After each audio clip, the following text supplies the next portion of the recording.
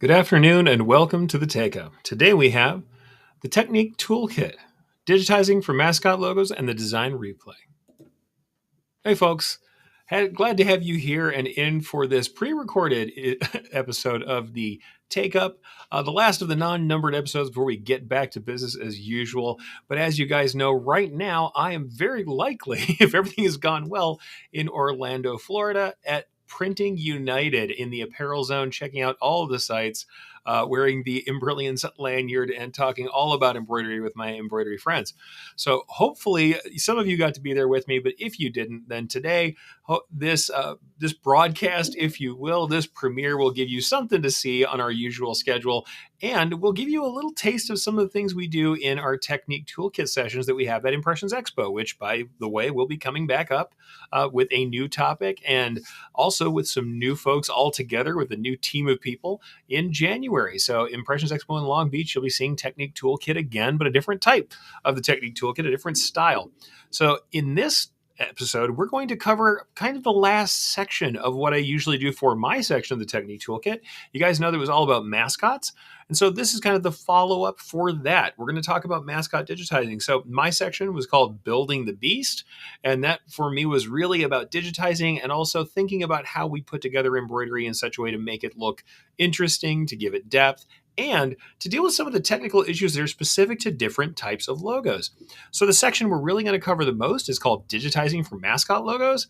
But before we get to the digitizing section of it, I'm going to go ahead and go back. If you weren't in those sessions with me, you'll get a little taste of that too, into the definitions of the kind of logos that I'm usually talking about when I deal with mascots. So we've got a couple different classes of mascots, and we're going to go ahead and talk about those. We'll jump on a screen share.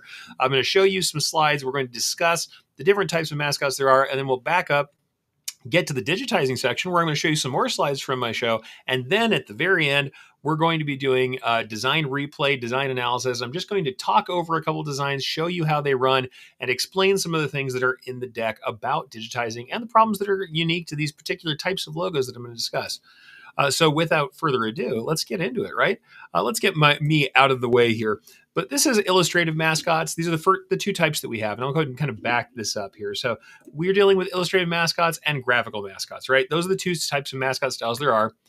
I'm going to define them and show them to you, and then we're going to get right into the digitizing and explain what is really unique about the two types and the kinds of things you're going to run into. In short, we won't do this as long as we usually would do in a full technical session. But illustrative mascots can be both full body and like mascot logos. So that would be cropped heads or logo types or other types that might include text. But mascot logos, which is usually what we're dealing with instead of like full body logos. Illustrative mascots are usually retro, have a hand-drawn aesthetic. So they look drawn by hand. They're simple colors with outlining. They usually have some varied line values, a lot of more thin outlining and detail. They're rough and organic and realistic. And so to illustrate that, let's just show you some illustrative mascots. This is the old school type of mascot. This is really prevalent in the digitizers previous to my time. This is the kind of stuff I inherited when I was going into the business of digitizing. On the upper left-hand side, we've got the Eldorado walking or trucking eagle, as we often called it, the Keep on Trucking Eagle. On the upper right-hand side, we've got ourselves the Sandia Sun Devil. Lower right, we've got the Los Alamos Ram. And on the bottom right, this is actually a patch, kind of a 1970s version of the Lobo from UNM. So University of New Mexico, my alma mater, that is the standard Lobo. If you look at these though, you've got some more realistic stuff going on with these. They are a little bit more animalistic in some cases. Yes, of course, our friend, the trucking eagle, is a anthropomorphic eagle who's walking around, but he's got some feathers. You've got thin details and outlining, and you don't have our really big graphical elements, big columnar or swoopy strokes, which we're going to talk about a second in the graphical mascots. So that's the kind of category of retro mascots, and we see these a lot in throwbacks now. So it's not like this is gone. In fact, we're seeing more of it, and in fact, we're seeing some hybrids, which I'm going to talk about again in a second. So the stitching on these, the foundations are built largely on areas of simple filled color. They're outlined in detail with thin, running, or straight stitch lines and simple satins, and there may be some manual stitch detail for controlled lines, shading and fur patterns like we saw in the examples that we just looked at. The second type of mascot, we're going to move right on to it so we can kind of keep this going and get to the part where we get to analyze some designs. Graphical mascots are the second type that I see the most of, and in fact, these are the most consistent mascots that I usually see. They are simple colors with slab shading, meaning we don't have light shading, we don't have interspersed shading, we don't have as much gradient stuff going on. Most of the stuff is color slabs, so solid areas of color. They're bold with a relatively uniform stroke weight. Yes, the strokes, as I'm pointing out here in this next type, is they are tapered, they are pointed, but they're fairly uniform in stroke weight. We don't have thin and thick lines. We don't have kind of the jittery hand-drawn look of the illustrative mascots. They often, very often, have multi-layered borders and an outside kind of what I often call like a cut line or a die cut line border. And they usually have some complex shapes and outlines, lots of inset areas, sharp points, more complicated shapes than you're seeing in those illustrative logos. And these look like this. I mean, starting in the late 90s, they kind of came out. Most mascot renderings during my career have all been like this. I saw stuff in the university, I went to NFL, and then high school clubs and even corporate logos sometimes took on this very sharp look. They have these jagged kind of cropped heads. They have these sharp, deep insets, as we can kind of see here. And you'll see my cursor kind of going around these. We have these sharp, deep insets. We have lots of outlines. You see that die-cut patch-like border. Very much something that you would expect from most common logos of the time now. And I think that's something that you've seen for most logos now. Most of the NFL, most of the stuff that you're used to, and lots of these schools and clubs are going to be like that, though. Coming out of these professional clubs, the one up on top of there that was for, once again, for Eldorado Eagles. And this is Eldorado Eagles. Below it is, once again, the redesign that was done for UNM, so University of Mexico Lobos. And at the bottom, we once have Rams for the Los Alamos Rams. But up at the top, we do have our friend, the Eldorado Eagle, who was very, very close and, in fact, identical at one point to an NFL logo, and that caused us to go through cease and desist letters and all the rest. So you're going to find that sometimes this stuff also is problematic because of rights, but these type of logos became very common, and these ones have some particular digitizing troubles that we're going to deal with here shortly. But you also get, as that kind of went on for a while, and we had some of those problems, you'll see this eagle that's up on the top of this set of graphical mascots.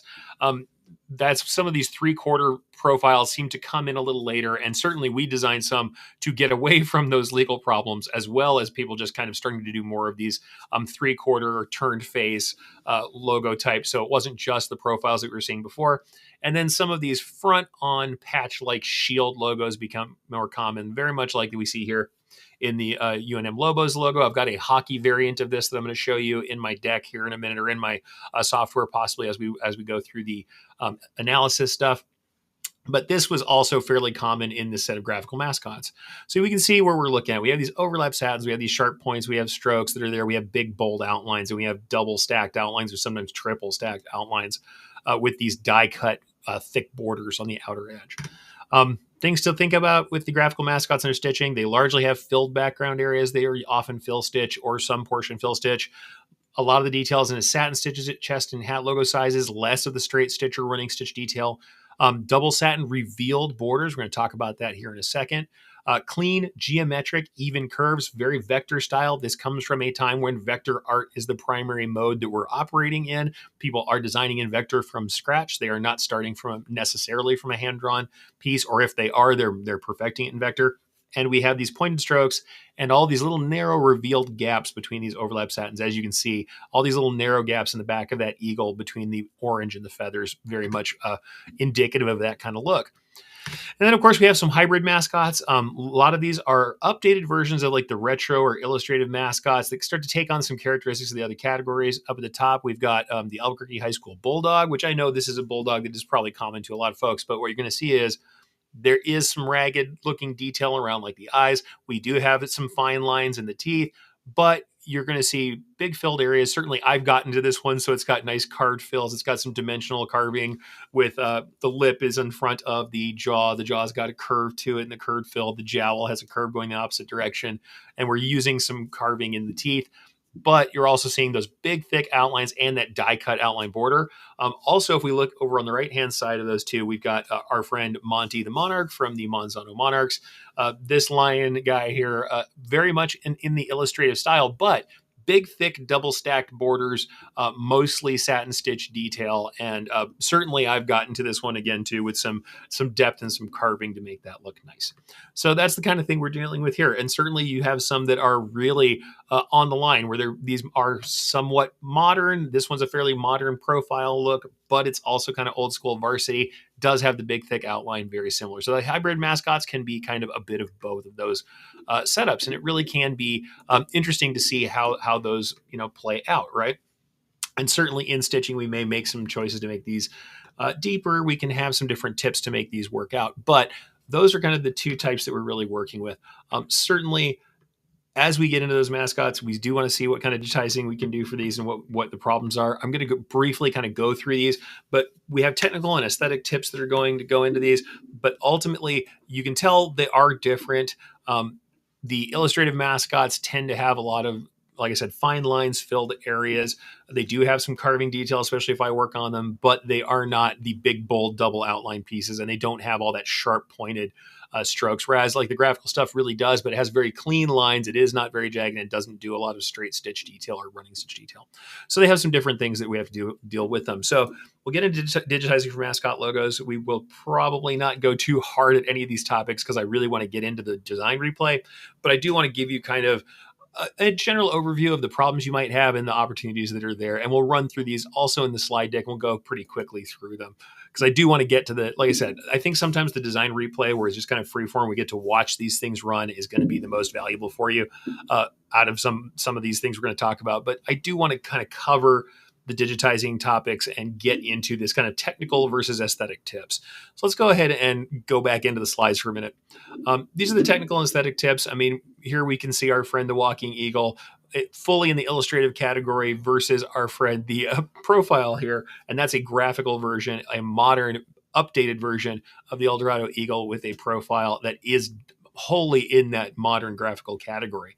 So here's kind of the tips that we have for both of them. They do differ, and we'll have kind of some different types that we can look at as far as stitch types and things that we can handle and the problems that we usually run into. Illustrative digitizing, not really unique to illustrative logos. It's just really, this is all about stitch combinations. And honestly, that's the same for both the illustrative and the graphical.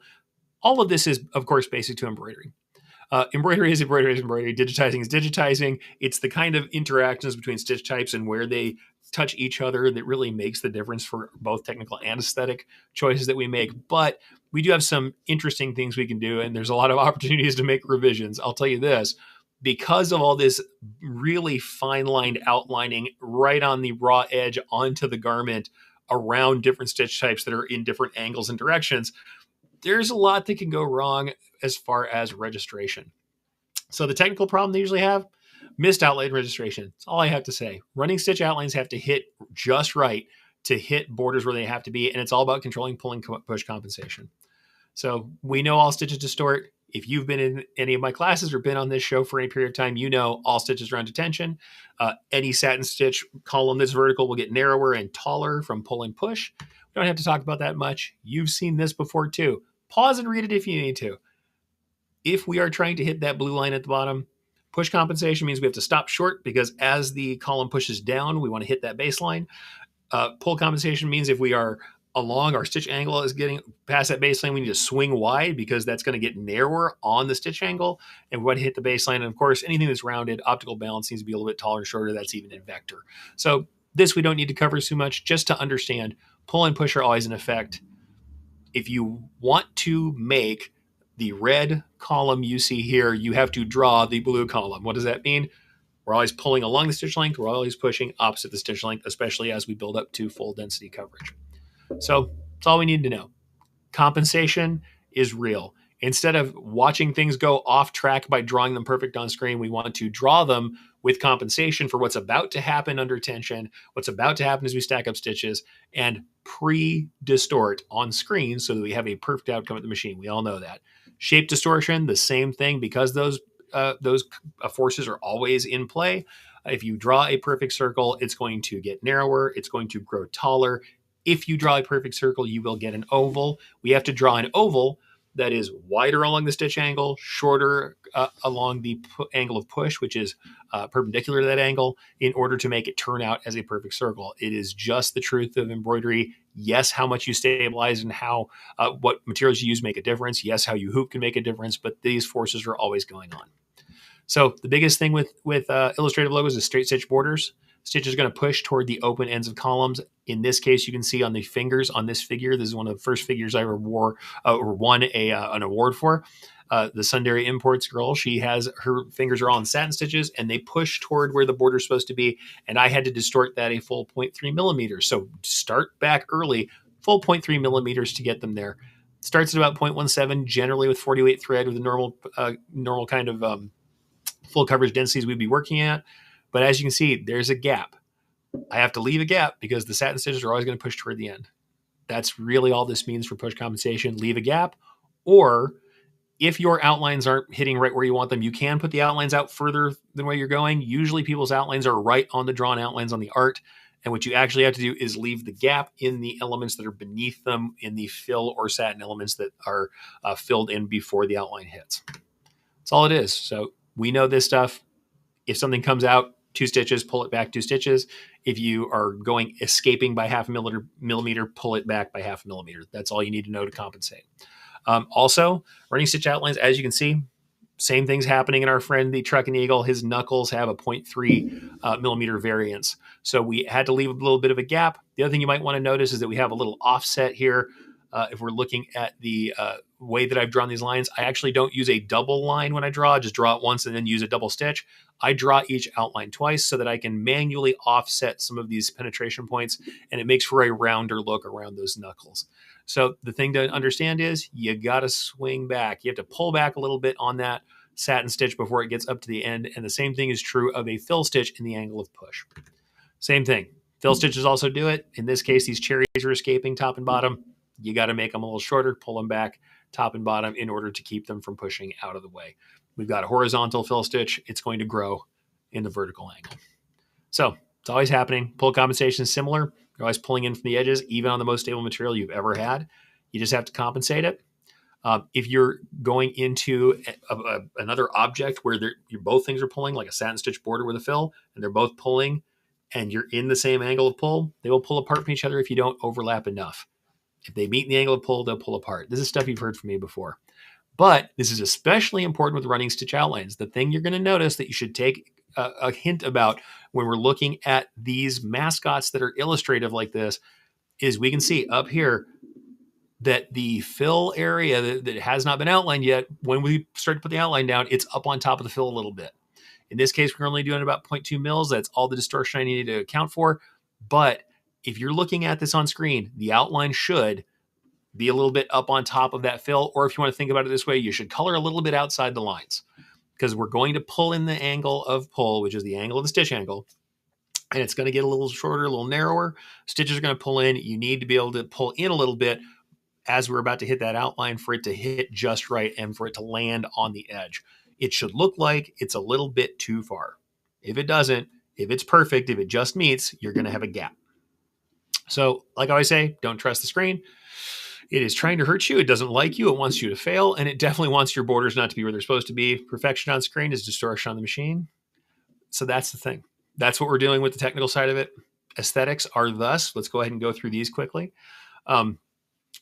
If you want to see something to change with aesthetics, for my money, it's that a lot of these classic illustrative renderings have a really big flat fill underneath them. I like to carve them up. The things I do are called dimensional carving. We'll talk about that. It's parsing up a solid block of color into multiple objects so that we can do the next part, which is stitch type and variable contrast. Where 2 blocks of stitching meet, we vary the angle, we vary the texture, we put them in also in layers. As we had that last section, layering as in life, I layer them in such a way that they are on top of each other in a way they would be where the furthest thing away from me is at the back and the thing that is closest to me is at the front. So that's the other thing I like to do. I like to make sure that I layer as in life, and that means that I get this extra sense of things being behind each other, and that's how they end up looking more deep. Now, let's go ahead and kind of finish this out here. Dimensional carving just means when you have a solid place of color, we break it up so we can use contrasting stitch angles, types, and textures and layering. It's like this. We're sitting here looking at our friend the devil head. The original one I was given had one big flat fill. I separated the horns. They have different stitch angles on the horns as fills. We can also see that we have satin stitches above the eyes and in the eyes. The nose has a lovely satin that brings it up to the front of the picture plane. These are actually in half density on top of the fill. We have the leading edge of the ears so that that separates from the ears that are further back. And we can see the jaw flares also have separation. The ears are also separated from the rest of the fill. And we vary the angles from each other. We vary the stitch types. So we have some satins that are on top that are going to be more dimensional. They have a nice high shine on them. They come to the front, and we're layering them in order. What's furthest away from us is in the back, and things that are closest to us are sitting on top of them to literally obscure the stuff in the back. We reproduce real structures. All you really need to think about with that is there are structures shown, and we can reproduce the kind of looks they have. Limbs can have nice satin stitches that show a cylindrical object, fingers as well. The head and the neck can be separate from the body and can have different curvatures, or we can use satins sometimes. We use satins on that nose like you saw. Drapery can have overlapped satin stitches like we see in the head scarf behind the Sundari Imports woman. And as you see, the torso has a nice curve on the stomach, a curved fill to kind of bring out some of the dimension. And as you can see, we're also layering, and I'll talk about that in a second. Objects that are obscured by later objects fall behind them in picture plane. What does that mean? Something's in front, and you see that it's in front of something else. That other object looks further back. In this case, in the legs on the Sundari Imports woman, she actually has 3 blocks of fill for each leg. And the center block, the middle part, the legs that are crossed in front of her are on top. So we have a little highlight on the top of that fill and a little shadow toward the bottom. And you can see that it's laying on top, and it makes it look more deep. Same thing, the bolster pillow is actually behind her. The one thing I will say is when you have objects that are meeting and there's a big satin stitch or something that's covering the junction between the two, you don't have to worry about the layering as much because there's a border that's covering that junction. So just sequence it from the back to the front or fake it when you have something that's blocking the area. Though for my money, depth is visual interest. It equals value. And we can see a flat version of our friend Monty the Monarch on the left is just not as interesting as the one on the right, whereas the stitch count is not very different. And really, the only thing I've changed in this case is breaking up that big flat fill. We have a curvature to the stomach. We have a curvature into the haunch of the leg. You can see that there's a different curve on the arms. And we see that we've got these lovely satin stitches making the ears look more dimensional. And then especially the lower jaw. And then lastly, the muzzle up on top. They are layered as in life, and they are shinier and stand out from the different angles. And we end up with a much more dynamic character. And our friend here just does look a lot more dynamic than he would have. So we use our satin stitches for cylindrical smooth elements. Like I said, fill stitches for large flat areas of color, and definitely think about using curved fills if your software has them to describe large structures like the barrel-like section of a torso. It's really great to use that curved fill because the lines of stitching kind of give you a sort of shading that you wouldn't have otherwise. Both the light tracks along the stitches themselves that are on the curve and the lines between them kind of give you almost a shading for free without adding a second color. So texture is another thing we can mess with. Shorter stitches shine less, longer stitches shine more. And as we see in this piece, I've used a randomized fill on the nose of this tiger and in the face, in the different planes of the face, which are separated between the nose and the planes of the cheeks. That rougher texture looks more organic, even though this is still just a tatami fill. With about, I believe this has like about 50% randomness added to that fill stitch length. So, like I said, utilize your patterns, your angles, your roughness, your smoothness, and stitch types to play with this. Stitch settings, angle, carving, and contrast will do it all for you. So this piece, you've seen it before, the Hanya mask, it's all in one color, and everything here, all of the dimension we're getting is because of the texture of the fill stitches, satin stitches, auto split or length limit satins, and the layering where things that are further away from us are underneath things that are closest to us. But that's one color of thread, and this is how much dimension we get out of utilizing this contrast. Let's move on to graphical mascot digitizing. I'm going to go ahead and give you this section too, and then we'll do a little bit of replay and make this kind of our focus for the rest of our time here. These, I think, are more common for most folks. They do present some technical and aesthetic challenges, but they're often one and the same here. For this, it's all about clean execution of the lines and continually kind of keeping the lines as clean as you can while looking at artful stitch properties. We're still using our curved fills. We're still using nice auto split length limit satins, and we're definitely thinking about our layering. We're seeing how like this beak is put together, where the inner curve of the beak that's in front of us is on top of the beak curvature that's behind it, as we see in our eagle friend. We are looking at that texture, and we're using those nice overlap satins instead of fills to describe the orange in the back of the feathers that are there. All of these are choices we're still making, but there are these technical choices, especially as it comes to the borders, that can make a difference to how these things look. It's technical and aesthetic. So technical problems, it's hard to make those clean edge stacked borders sometimes. We're going to talk about the reveal technique very briefly. It's a very simple thing. We can get excess density and length and really weird shapes in our corners, our tight corners, and our sharp points in the border junctions. And in this case, this is a lot about not using tools that automate borders, and we manually parse those strokes into multiple objects. We'll talk about it in a second. And then thin and tapering strokes, we often have to use leaning stitch angles when a line gets too thin or tapers too thin for the needle and thread size we're using, and we want to get that thin line without getting texture problems. And we'll talk very briefly about that as well. So what are the aesthetic issues? A lot of it's also technical. Odd borders and detail transitions look bad. And so thinking about shape building and continuity of line, just literally making sure your lines are continuous and nice and looking at those corners and points. And then also, like I said, flat aspect. That's about stitch selection. Are you using nice curve fills? Are you using some satin stitches? And then the layering and sequencing, as we've talked about before. Let's kind of talk about them, right? The first big thing are reveals. This is a massive technical thing for me. I think it is absolutely useful. I've seen lots of people try and build a piece like this, especially if they build the initial logo out before they have this outer die cut line. You see this doubled border with the white die cut outline that I often call it, because it looks like a sticker or a patch border sometimes. Sometimes you'll get an outer line that looks very thin. You know, it looks like it's supposed to be about 1.5 millimeters. And when we're engaging with our outer kind of material, our especially if we have any textured materials, and with these weird excessive complex shapes that happen from these narrow insets that are kind of on the back of these points on the back of the head here, we can get some really kind of odd shapes that aren't really good. And we're trying to make these really thin outlines that are going to interact with textured materials and fall apart, especially when they get down to that 1 millimeter, even 1.2, 1.4 sometimes and below. We can have texture really break up those outlines, and people will try and put this outer outline on last. Whereas what I would say is, though they're aesthetically look like they're on the outside of these pieces, I really recommend that you're executing your border detail last. This inner border detail, especially as it comes together with the other details inside of the piece, that should be executed last, whereas you want to execute that outer border first. And you can both make that outer border appear further back, like a die cut, like a sticker, something like that, more to the back, so that our detail border is further to the front and doesn't sink our logo into the design. You also get to make a longer stitch, because we're going to overlap deeply into that detail area. So I'm going to show you that instead of doing a super thin border, so let's say that our border looks like it should be about 1.6 millimeters on the outside of our logo. I'm going to overlap that fully into our detail border and have it literally touch the inner fill. So in this case, instead of throwing this really thin 1.6 millimeter border on the outside of my logo that's trying to hit all those weird little corners and make all those shapes happen, I'm throwing this really big full width 3.2 millimeter border on this piece.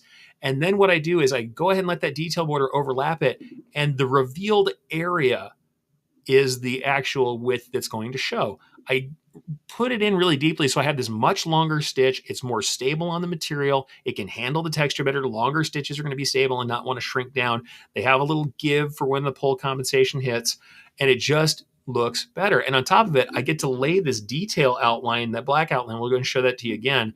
Lay this outline in what I call the ditch, which is right where we have that outline, that thick outline meeting the fill.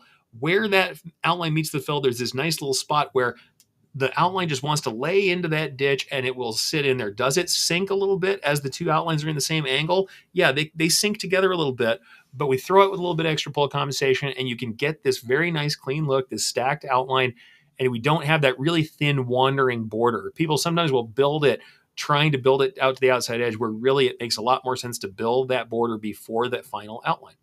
So like I said, use the reveal. Put a much wider border and then put that detail border on top of it and cover a portion of it so that your outer border is partially covered, and we end up just revealing that thinner border, but it's nice and big. It can sit on top of texture, and it's a lot more stable. So deeply tuck it into the detail border, but go ahead and have a nice wide stitch, especially as it's the outer stitch that's engaging with our material, which is the thing that's going to vary the most as far as texture and our finish. So reduces misregistration quality issues, but that thin borders face, especially when they're dealing with texture and materials. And it raises our detail border up, and it means that those details that define the outside line of the actual mascot are raised up and they look more dimensional. And it really also allows us some better control for insets and junctions. I'm going to show you later. There are areas between those really long curved points where we sometimes need to fill in those areas between with that dye line color. And we can do that in different ways. If we lay it behind those borders, we can actually get some interesting ways of laying those in and letting that detail border run on top that are much cleaner than trying to outline everything after the fact. So the next thing we have to deal with, and this is actually pretty major too, is improving junctions and corners. And you're going to see this when I replay the designs. The junctions and corners on this piece, we look on the piece on the left, and I'll try and go ahead and show you at the pointer. If you look at the guy on the left here, up in the right-hand side, we do have, on that left-hand side, we've got some pretty strange shapes that are coming out here.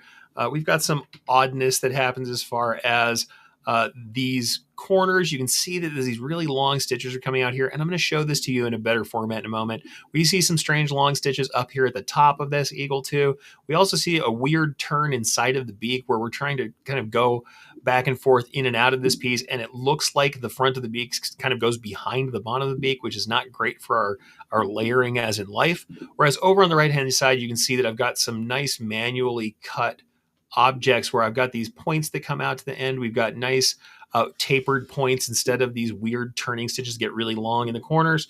We can also see that I've got a nice miter down here at the bottom point out of the curve under the chin, kind of under the bottom of the beak. And we've also got a nice flatter fill here where we don't have a look of the lower beak going on top of the front because the outer dye line border is kind of sequenced in a weird way. So you're just going to see where you don't have these really odd transitions. On the left-hand side is an automated border. On the right-hand side is where we've cut this border apart into multiple objects ourselves. So I'm going to discuss that in a little more detail and just show you what's going on with it. But you can just see using an automated center line border, depending on what you're going on, it might be just called a satin border. It could also be called an input C, like a center line approach. The automatic cornering sometimes can't handle some of these really deep insets and weird shapes. So I like to do a thing called shape building. You might have heard me talk about this before. I've actually shown this Red Cliff hat before, where we're talking about areas where it looks like, your brain wants to tell you, I need to outline each one of these letters.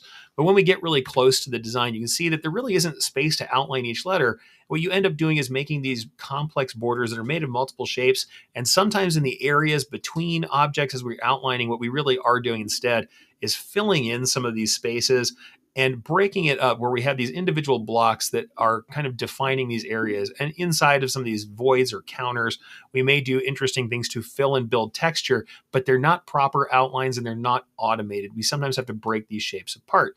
So what we need to think about is that just like when we're talking about the aesthetics of this thing, even when we're talking about a border where we can't make real shapes happen like hands or fingers or things like that, we do want to break up these shapes and make our own manually controlled columns so that sometimes we can create where there might have been a place that looks like I need to have two borders, like this down here under Cliff, where I would have one border that's on the tail of the baseball tail that goes underneath that and one border that's under the letters. Well, instead, I only have one filled area here, and I'm only dovetailing in off of the outline fill for the letters in one spot, so that in this small area where two borders really won't fit, I'm not stacking them up. I'm not using automated tools that can't handle that thin outline, and I'm making some choices myself about how corners and junctions are handled. So when shapes collide and merge, we might have to make our own interesting shapes. And that's what we're going to do here. On the right is that shape building outlook, where on the left is that automation. And we'll show you how it kind of breaks down. So here's the thing. If you're lucky enough to have Embrilliance and have density repair kit, you're going to have a heat map like this. Now, I don't know of another software that does that, but you can see it just looking at stitch lines, and also show you a wireline view that we have in our software in Embrilliance that does show it. But you can see these red areas. The red areas in some of these, some of it is kind of normal. There's a little bit of overlap inside of the borders. That's okay. But you see up at the top left-hand side and a little bit up on the very top corner that's coming off of one of those points, we have these big islands of red. What that is right there is where we've got some panicking in the automatic processing of that border. So let me kind of show you what I'm talking about. Sometimes where you have deep insets that are thinner than two borders can handle, we'll get really strange turning stitches. And you're going to see this also in the wireline view. Even if you're looking at this, the other thing you can do is get into your software if it doesn't have any of this, turn everything to one color and zoom out like this on a contrasting color, and you'll see it. You'll see that with those bright spots where things are falling apart. And as we zoom in, and I'm going to show you this on the replay, you're going to see some really weird turning happening in here and back here. But what do we have here? Excess density, weird long stitches. We have some texture, some sawtoothing on the edges as the stitches get further apart. It just looks rough. Whereas over here, where I've made some manual insets and capped some of these corners and done some of these miters, look how even our textures are. Look how even our densities are on that right-hand side. You're going to get a better stitch out over here. You're going to have a big, thick lump on the left-hand side. So it's all about improving that stuff. So the thing is, it's about single line borders versus parsing. On the left is where we do the very vector style work where we've got this single line border and we just take it and we apply a satin column to it. And before somebody says, oh, it's one software versus another, I tested this in multiple software packages, and this same shape as it came out of my original art caused these panics in all the software packages that I used. So I'm going to show you in Brilliance and Wilcom, yes. Those both caused the same type of panicking in those, and it's just because the shape is really not suited to a single line border. You need to work on this and not let the automation handle some of these deep insets. It's not a problem with the software. It's really about the art and the way the art's built. And frankly, it also, honestly, when we're laying down the detailed border that goes on top of this thing, we talked about that earlier, you don't really want this to be turning stitches like this that are having these weird kind of shapes. And we don't want the super extra density. We want something even to fill in those areas between those sharp points. And we're going to talk about that as well in a second. But even without it being a panic like I'm showing here, let me go ahead and get myself further into the shot so you can see this better. We'll go ahead and show you the last kind of slides one more time. We can really see that turning stuff is not only super dense, but we do get weird stitch angles and stuff that really doesn't make sense. And it shoots down inside behind all of the filled areas in a way that really doesn't make any difference to the art, but does make large, thick kind of buildups of stitching. So like I said, single borders versus parsing. I'll pull my head icon here, my head view out of this if it gets in the way. But this is the other thing I want to show you. Here is Wilcom. So you guys have been looking at in Brilliance, Stitch Artist. Here's Wilcom. Wilcom, though slightly different in the cornering, did the same thing. We've got these tripled areas where they really don't need to be here. These areas of excess satin stitching and excess density that don't make sense at all. And you can see how far apart the lines are over here. We end up with some weird panicking over here that also has caused, very obviously, some areas to spread apart and some density problems where they're going to be much less dense here than they are in the rest of the body of this outline. Single line entry borders are simple. They're exceedingly simple, especially when you're using vector to start your art. Unfortunately, the automated cornering can be kind of inconsistent. We might want to work on it. These are manually parsed borders. As you can see, I've broken this up, and these are overlapped satin stitch blocks where I'm controlling both sides of the satin stitch. I prefer to do that instead of having a single line entry. And you can see that I've actually got tapered pointed strokes that I'm using to fill in on this piece. We can create junctions that reduce that density while kind of maintaining those key shapes. So let's kind of look at that more. As you can see, and I'll go ahead and pull my little head out of this thing again so we can see this a little bit better and read the rest of it if you want it. Turning satins, there's nothing wrong with turning through a corner, but as we turn through a really sharp corner here, and depending on if we turn on short stitching, we can see that we're getting these really long stitches. We're getting low density kind of up toward the tops here. We have these long stitches into the corner, and we also have extra density on the inside. If we turn on short stitching, that might be okay. But if it's like white or light colors, you're going to see some texture from short stitching. Instead of doing this kind of corner, separating it into two strokes whenever we meet a sharp corner like this, let's just do some different stuff. So let's kind of talk about different options we have here. We have a lapped junction. Lapped is just overlapped. We come in with a full density satin stitch, comes out to the point, and then we take another one right at that point and come back over the other side. Larger logos do well for this, where we can have a little bit excess density in the point where they both cover each other.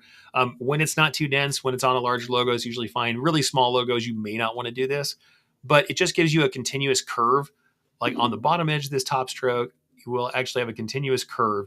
Whichever one of these is on top, we have this curve that comes all the way from the point in, and so we don't have a weird corner. And you can see even densities all the way to the point and back, and we don't have any weird turning stitches that get loose or really long stitches in the corner.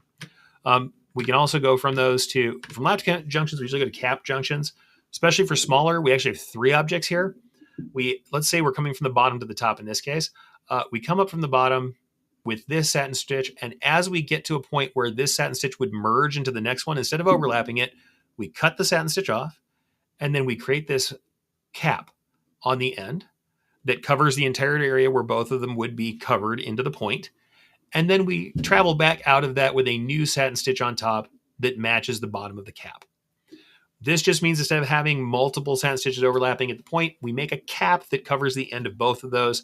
When you need reduced density for smaller renditions where the minimum stitch length is a problem, especially, this means we can only have a couple stitches at minimum stitch length, whereas if we go back and look at the lapped junction, if this was a very small point, let's say these are getting down to 1/2 mil, it means we have multiple 1/2 millimeter stitches on both of these satin stitches that might be causing problems in our run. Whereas on a cap junction, you only have a couple stitches at the very smallest size, and we get back to stitches that are going to sew a little bit better quicker. So when we're on really small renditions, a cap junction can really make sense for us. There's mitered corners. This is what the original corner looked like. If we looked at a curved corner like this as it transitions to a point, you can see that the stitch angles get kind of weird. We get these long stitches. We get a point of kind of excess density that tries to figure out how to go around this corner, and these really long stitches out here at the point that don't really match up with the look of the rest of the curve. Whereas if we do a mitered corner, it means we're going to come in, and let's say we're coming in from the bottom in this case. Let's just, for the sake of argument, come in from the bottom, and as we get up to the point on our detail fill here, we have this point that's in our detail area. We want to kind of draw that point out to the corner, and we're going to have that satin stitch come out to the corner, and then we do a turning satin stitch, very much like the lapped satin stitch that is mitered, so that we end up with is a nice line here that appears that kind of goes from this corner out. So these taper down to the end.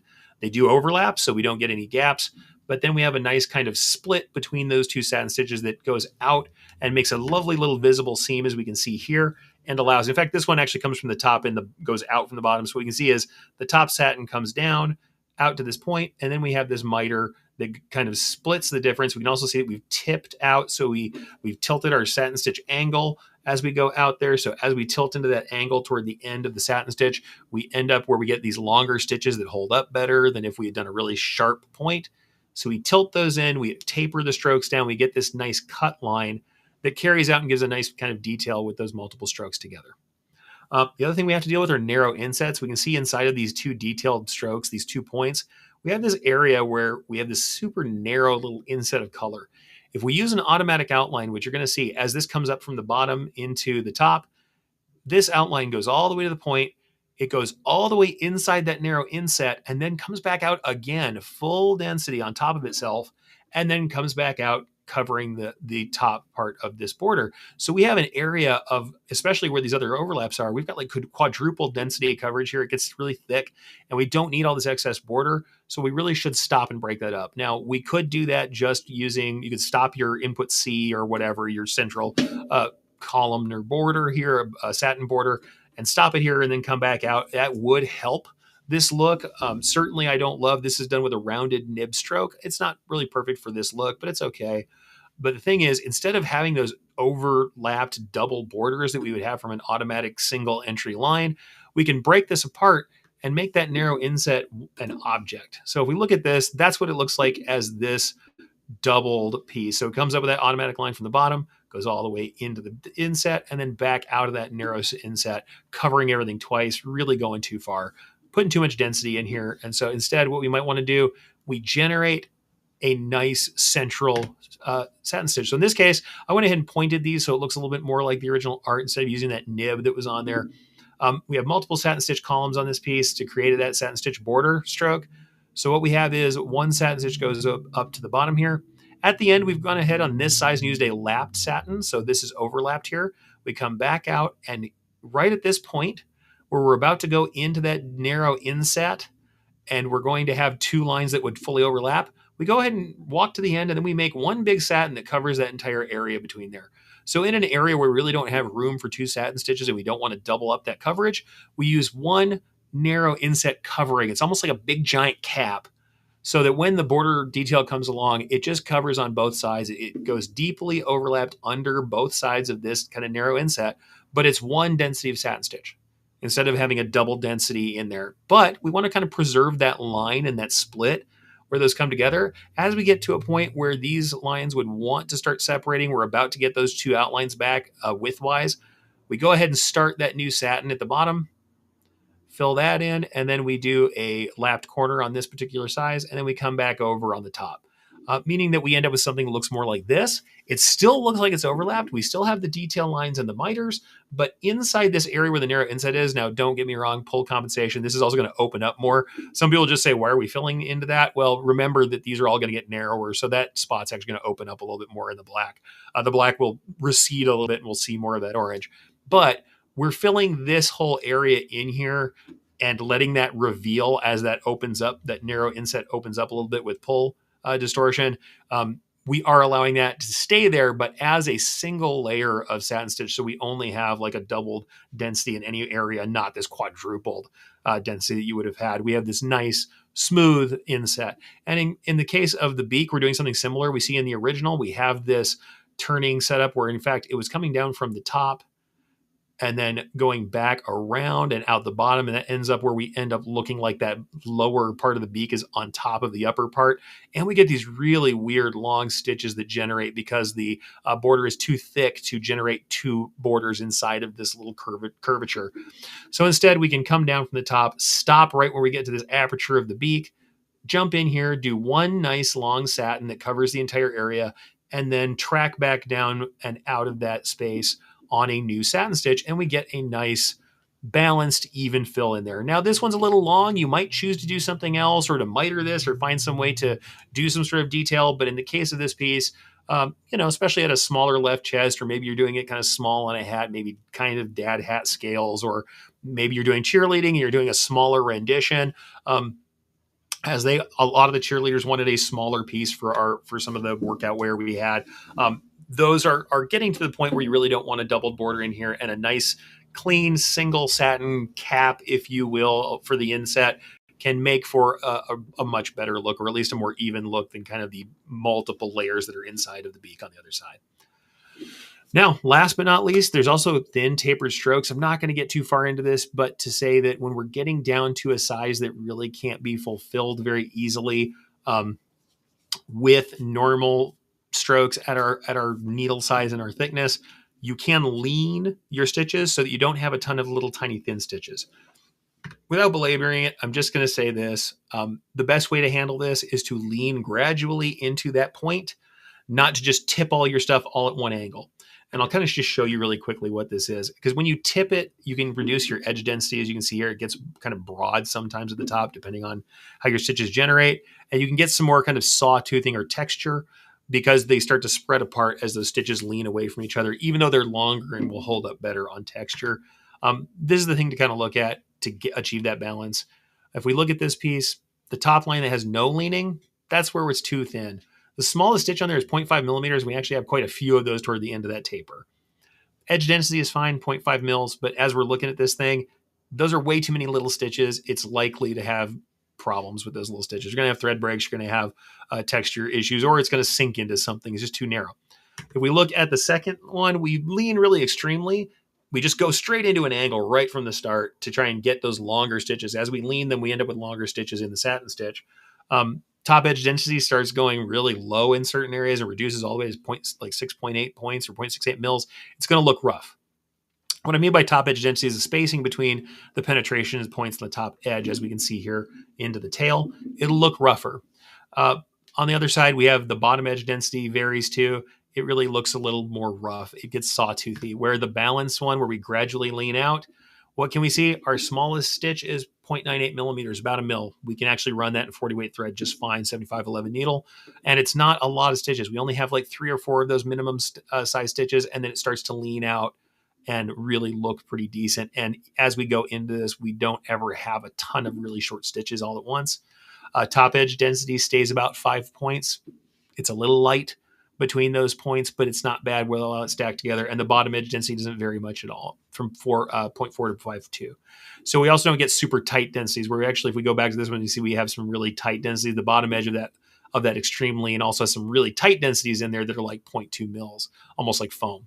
So just gradually leaning into a point can help us taper a stroke without it looking too rough.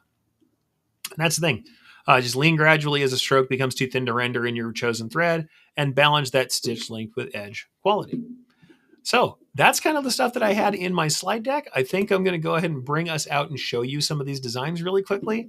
But those are the real things to kind of cover again. Think about the way you're cornering on those graphical elements. Certainly push and pull compensation and the illustrative stuff is nothing new, but the cornering, the lapped, capped, and mitered corners, which you're going to see in lettering. You're going to see that in any kind of border stitching you're doing. You're going to see that in designs all over the place. That's stuff to learn about for quality's sake. And then certainly the tapering. Tapering is less. We get to a point where if you got a lot of fine detail, people are running 6 to 8 threads and such. That's fine. I think for production on that, if I only had a few little strokes that were small like that, I would taper them and keep in my chosen thread weight unless I really needed to go down to 60 weights. But hey, it really depends what you're doing. You also might decide that your stitch count is worth it and you do everything in 60s and have a very fine rendering. I would also say depends on texture and how that's working for you as far as what's underlying those tapered strokes. But in this case, where they're often laying on top of fills, the tapered strokes work very well, and often just making sure your gradual taper looks nice. But with that, what I'd like to do actually is kind of drag you guys through some of these eagles and some of these other designs. I did a lot of stuff with Eldorado because I had a lot of that on hand and stuff that I could show you. But we're going to talk through these and just run through a few of these designs. We're going to pan through them, watch them on the replay. We're going to grab up our slow replay, depending on what your software calls it. In the case of Brilliance, it's the Stitch Simulator. We're going to bring that up, and I'm going to run you through some of these and just give you kind of a look at what I was talking about and just walk you through it as it runs. So just as simple as you can imagine, we're just going to kind of run through some of these designs. Here we have our friend, the Truck and Eagle, and you can see how those fills kind of don't match the outlines? Well, these are going to pull in. That arm is on top of that jacket because it's on top of the the shirt that he's wearing. And you can see how that orange is a little far outside of that border there too. Well, that's pull comp, right? And if we want to zoom in, I'll show you the little knuckles. Here we are. See that? There's a gap. There's a gap between the edge of the end of the knuckle and the stitch that's supposed to be there, making up the border. You're also going to see carving. You're going to see that I have contrast in the angle of the arm. From the bicep to the forearm, you're going to see overlapped satins for the tail feathers. You're going to see all that kind of detail. But let's go ahead and play through it. We'll just have a chance at the Stitch Simulator, see how this is built, and you'll get to kind of get some of the tips of what's going on here. So we have satin stitches overlapping, nice deep overlaps for pull comp. You'll see a nice curvature of the fill for the leg. And go back out here for the tail, actually. We have some half density satin stitches on top of the tail for detail and for texture and for layering. There's the other leg here.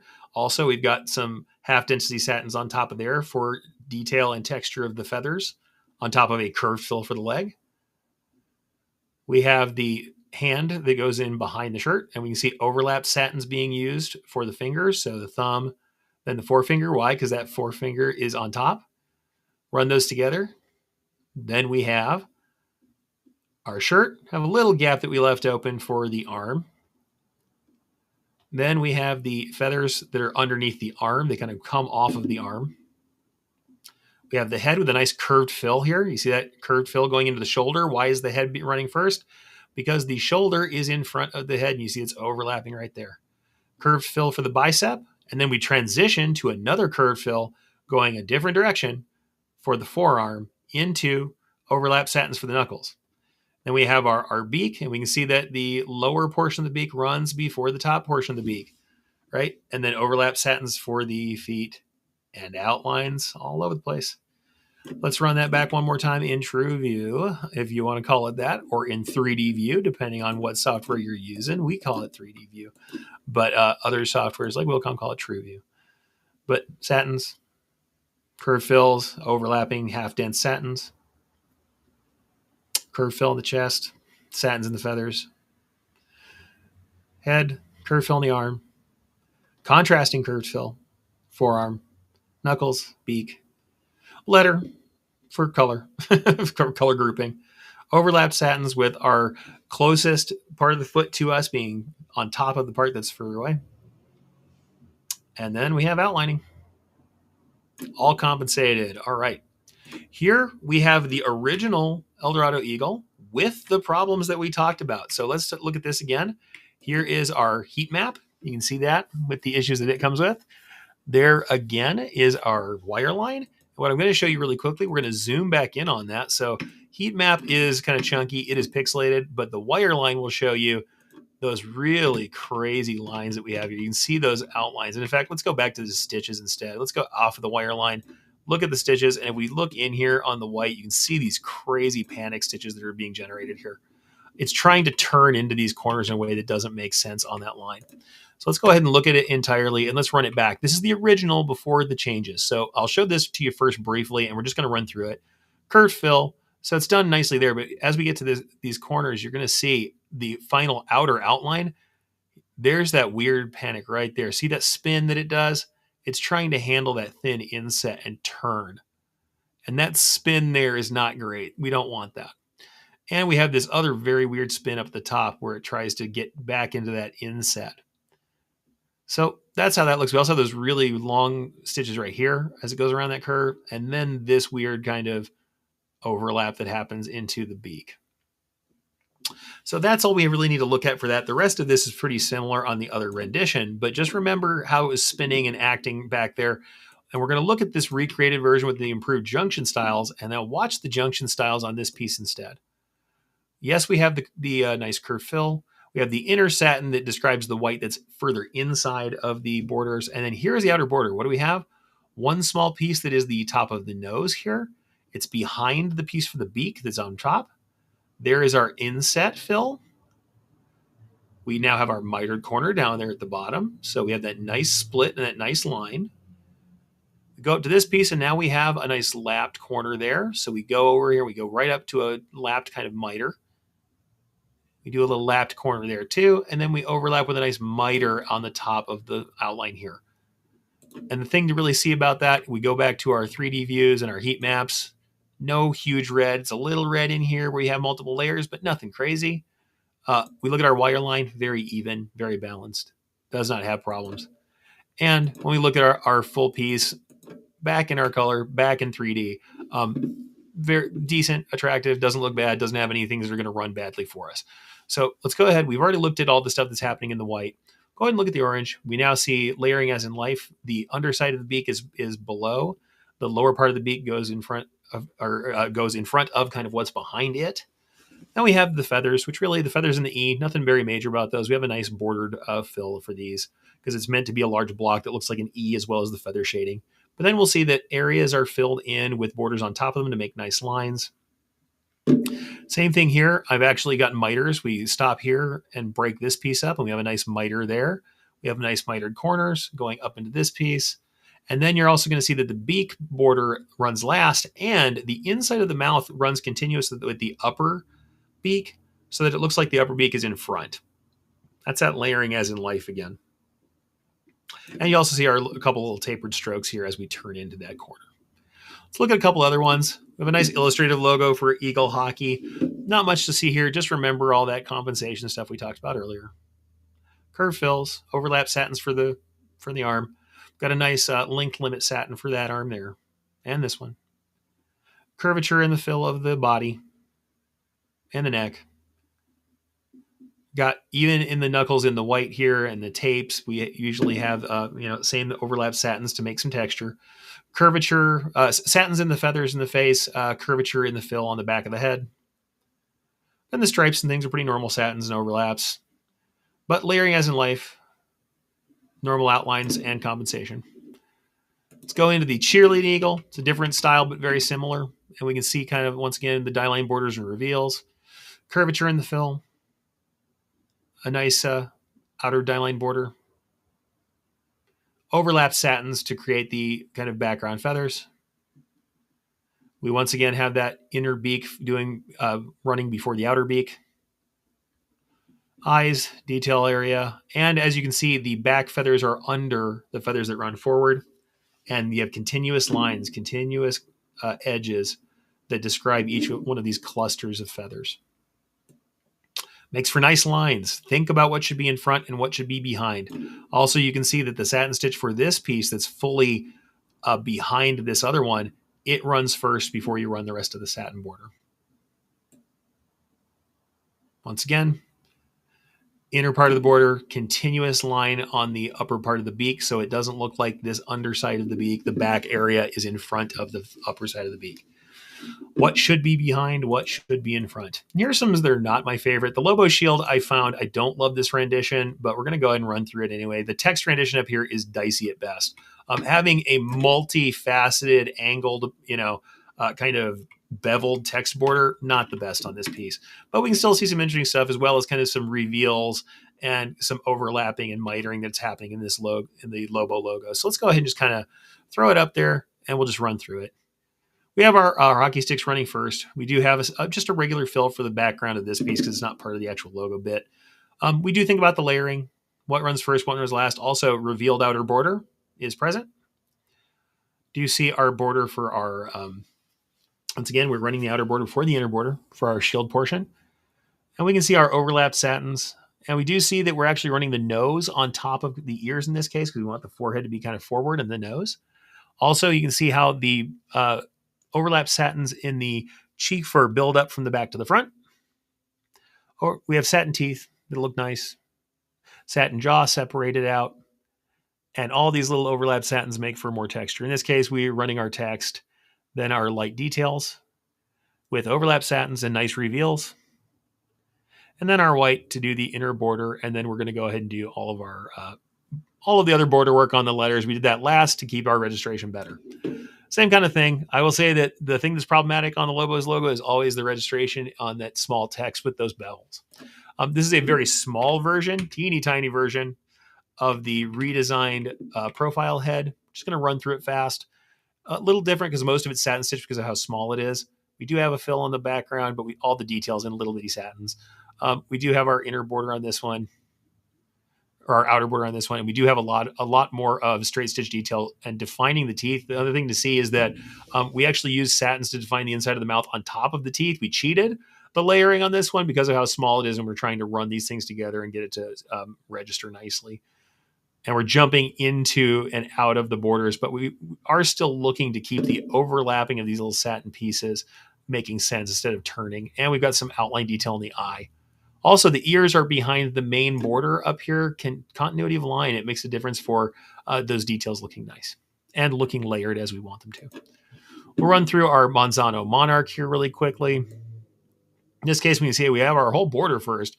And in that case, it was done after the fact. It's something you wouldn't always do. In this case, we went ahead and did it because we were only having thin borders because it's a hybrid style. What you're going to notice is because we're running fills right up onto that border, and then we're going to drop our outlines, our thinner outlines in the ditch in this hybrid style. It does have little thin outlines, but we're just running it on top. Could we have done the purple first? Yeah. In this case, we also had versions of it that didn't have the die cut outline, and we went ahead and ran that last. But you also see there's areas where we're just using straight stitch borders right up against it. And in that case, you absolutely would want to do it the way we're doing it here. So that we lay those right into that ditch again. But we can see those lace details. I just want to bring this up again. Watch this purple. We'll just go through one more time the body. We have this, and it's going on textured garments. You'll see this heavy underlay. It was going on garments that have a nap to them as well. Depending on what stuff we were doing, we changed this underlay out. Curved into that fist, we have these nice overlap satins in the tail. You can see those little details where we make kind of these very foliate kind of details in the tail. We have the rear leg running first, and then the leg that's closest to us running second with contrasting curves in the fills. We have that arm running, then the belly is in front, the chest, and then we actually have a turning, splitting, or length limit satin for the mane, and then the ears run. Then we have the face, and then as you saw before, we have those lips, right? We have that snout running, and then our little crowns running, outline borders, details, some manual stitch detail for shading, and then a fairly thick border that runs in the ditch here But as you can see, some of our detail borders run right up to the edge. In that case, you really would want to have the filled object laying up on top of that fill if you can for that revealed border look. Got a simple piece here for the Los Alamos Rams head. Let's go ahead and take a look at it. This one has some overlapping that I think could have been done in a more elegant way. It's an earlier piece of mine, but hey, we'll take a look at it anyway. You can see we have that nice curvature of the fill for the inside of the ram. Then we have a different contrasting fill for the face. We get the nice curvature of satins in the overlap satins in the horns. And we have some nice borders here. Inner detail done first, face on top of the horn so that it looks like it's in front. The border of the face is continuous around that outer edge. And then we fill in the rest of our horn details because we have those in that same black. And once again, border of the horn, continuous on top of the other parts of the body. Let's look at it again. You see how the line of the horn is unbroken, and the areas of the rear horn and the neck are behind, layered behind the horn that runs last, the horn that's closest to us. That layering gives it extra detail, extra depth.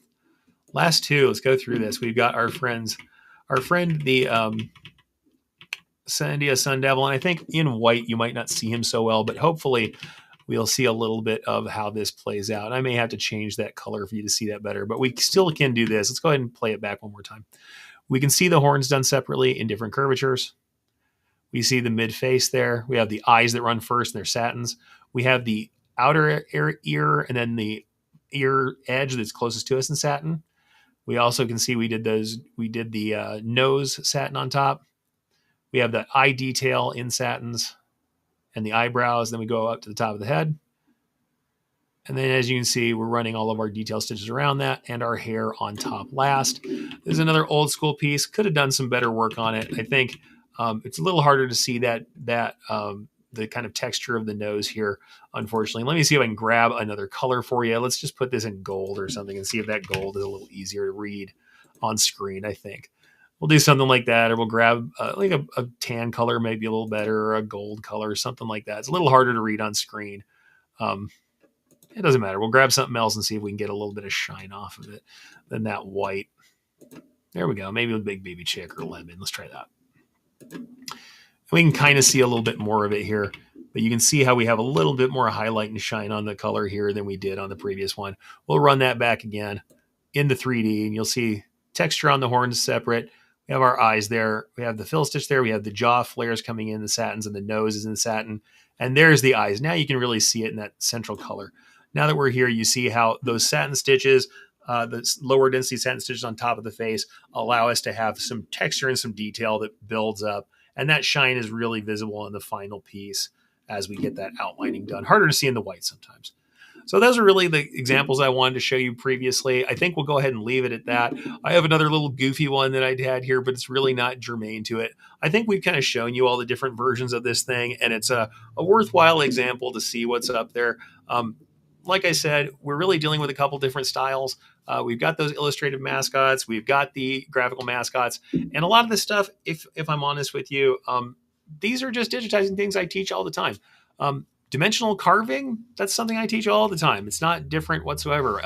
Making sure that you're doing your pull compensation correctly, yeah, I teach that all the time. We all know that there's pull and push compensation that has to be done because of the natural distortion of embroidery. These things are not new to us. However, looking at them in this context, I do think there are some things that are pretty interesting, especially if I'm going to go back and talk about specifically for mascot logos, especially in the graphical style.